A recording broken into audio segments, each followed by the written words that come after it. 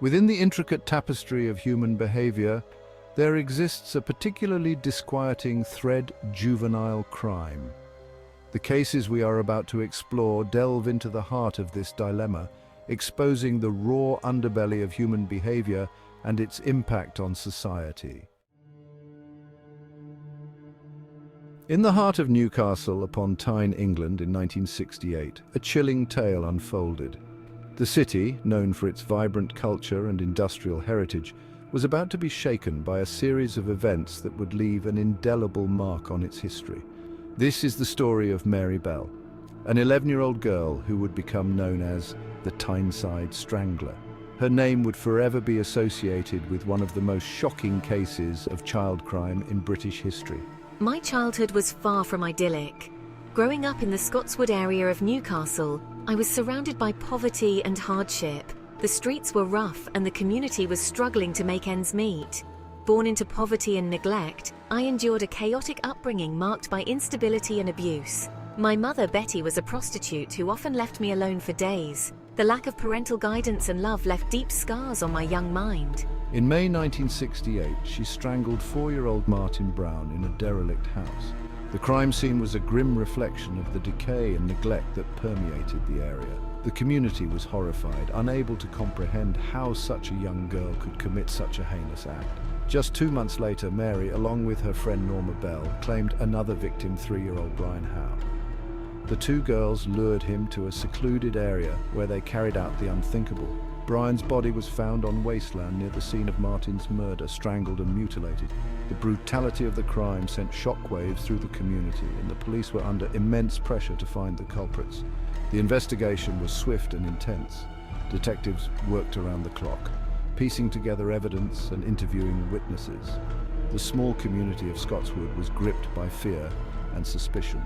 Mary's erratic behavior and conflicting accounts raised suspicions, leading to her being charged with manslaughter. Her demeanor during police interviews was unsettling, and her lack of remorse was chilling.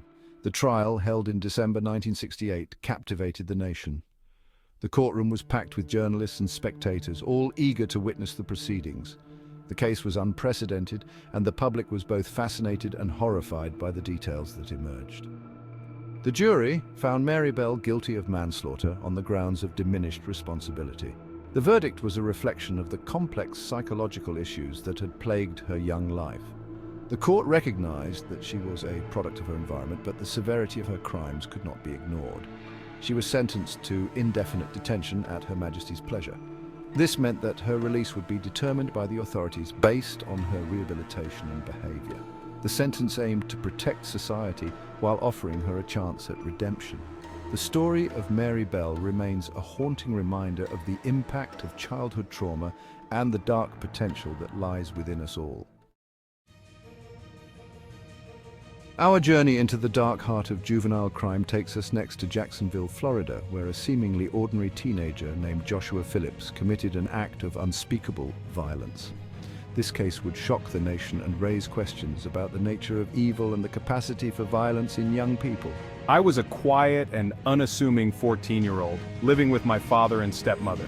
My life was typical of any teenager in a suburban neighborhood. I went to school, did my homework, and spent time with friends. No one could have predicted the dark turn my life would take. On November 3, 1998, Joshua's neighbor, 8-year-old Maddie Clifton, vanished. The disappearance of such a young child sent shockwaves through the community.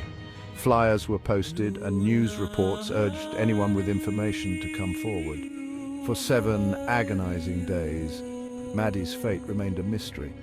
The community banded together, searching tirelessly, hoping for a miracle.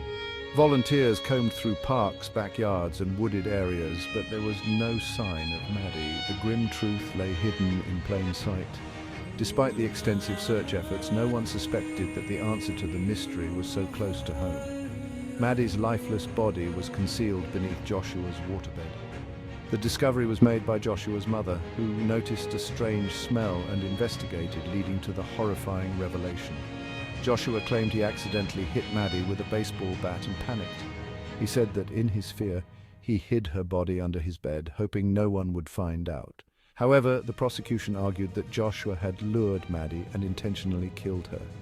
They presented evidence suggesting premeditation and a deliberate attempt to cover up the crime. The medical examiner's report revealed Maddie had been stabbed multiple times and her throat cut. These findings contradicted Joshua's claim of an accidental death and pointed to a more sinister motive. The trial was a media sensation. Reporters from across the country descended on Jacksonville, capturing every moment of the proceedings. The public was captivated by the tragic story and the young age of the accused. The jury found Joshua Phillips guilty of first-degree murder, sentencing him to life in prison without parole. The verdict brought some closure to Maddie's grieving family, but also sparked a debate about the appropriate punishment for juvenile offenders. The case highlighted the complexities of juvenile crime and punishment. It raised important questions about how society should deal with young offenders who commit heinous acts. Should they be treated as adults, or is there hope for rehabilitation? The story of Joshua Phillips remains a haunting reminder of the potential for darkness in even the youngest among us. Our exploration of troubled youth takes us next to Savona, New York, where a horrific crime shattered the peace of a summer day. I was bullied relentlessly and endured physical and emotional abuse at home. On August 2nd, 1993, 13-year-old Eric Smith lured 4-year-old Derek Roby into a secluded area and brutally attacked him. Consumed by rage, I struck Derek repeatedly with a rock. Derek's disappearance sparked a frantic search. His body was discovered the following morning. Initially, I denied involvement, but eventually confessed. Eric's defense argued he suffered from intermittent explosive disorder. The prosecution argued his actions were premeditated. Eric Smith was found guilty of second-degree murder and sentenced to 9 years to life in prison. His case became a lightning rod for debate about juvenile crime and justice. Our journey now leads us to St. Martin's, Missouri, where Alyssa Bustamante committed a shocking crime in October 2009. I struggled to fit in, harboring anger and resentment. Alyssa lured 9-year-old Elizabeth Alton into the woods and attacked her. I stabbed Elizabeth multiple times. Alyssa attempted to conceal her crime by burying Elizabeth in a shallow grave. Her chilling journal entries detailed her plan and satisfaction from the act. Confronted with evidence, Alyssa confessed. My trial captivated the nation. Alyssa Bustamante was found guilty of second-degree murder and sentenced to life in prison with the possibility of parole. Her case ignited debate about the nature of evil and the complexities of the teenage mind. Our final chapter takes us to Broward County, Florida, where Lionel Tate's life took a devastating turn. This tranquil community was about to be shaken by an event that would leave an indelible mark on its history. I lived with my mother, often left to my own devices. She worked long hours and I spent a lot of time watching television, especially wrestling shows. I was captivated by the moves and the drama, not fully understanding the dangers involved. On July 28, 1999, Lionel's fascination with wrestling took a deadly turn. What started as an innocent imitation of his wrestling heroes quickly spiraled out of control. While playing with 6-year-old Tiffany Unick, Lionel demonstrated wrestling moves. The playful atmosphere masked the impending tragedy. I slammed her head, punched, kicked, and stomped on her. I didn't realize the severity of my actions. I thought it was just a game, like what I saw on TV. Tiffany succumbed to her injuries. The community was left in shock and mourning, grappling with the loss of a young life.